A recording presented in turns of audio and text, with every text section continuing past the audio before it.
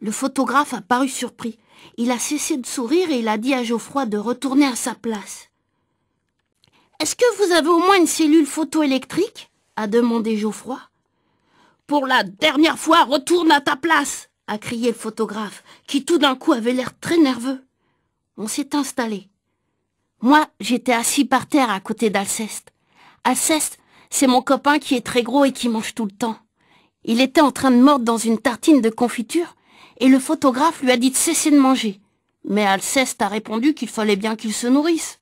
« Lâche cette tartine !» a crié la maîtresse qui était assise juste derrière Alceste. Ça l'a tellement surpris, Alceste, qu'il a laissé tomber la tartine sur sa chemise. « C'est gagné !» a dit Alceste en essayant de racler la confiture avec son pain.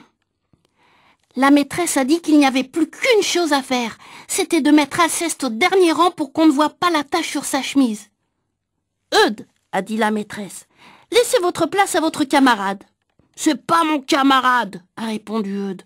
Il n'aura pas ma place, il n'a qu'à se mettre de dos à la photo. Comme ça, on ne verra pas la tache ni sa grosse figure. » La maîtresse s'est fâchée et elle a donné comme punition à Eudes la conjugaison du verbe « Je ne dois pas refuser de céder ma place à un camarade qui a renversé sur sa chemise une tartine de confiture. » Eudes n'a rien dit.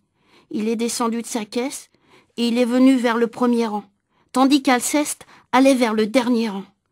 Ça a fait un peu de désordre, surtout quand Eudes a croisé Alceste. Il lui a donné un coup de poing sur le nez.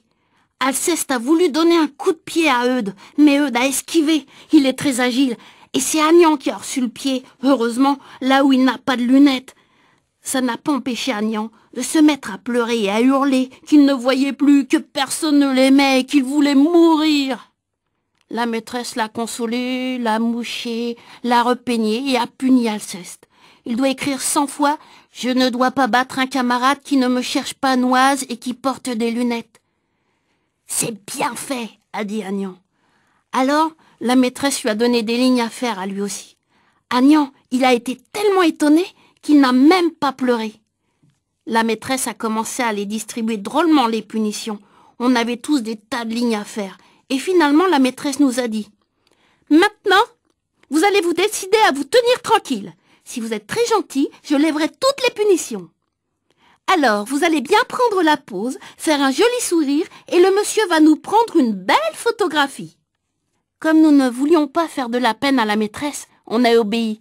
Nous avons tous souri et on a pris la pause. Mais pour le souvenir que nous allions chérir toute notre vie, c'est raté, parce qu'on s'est aperçu que le photographe n'était plus là. Il était parti, sans rien dire.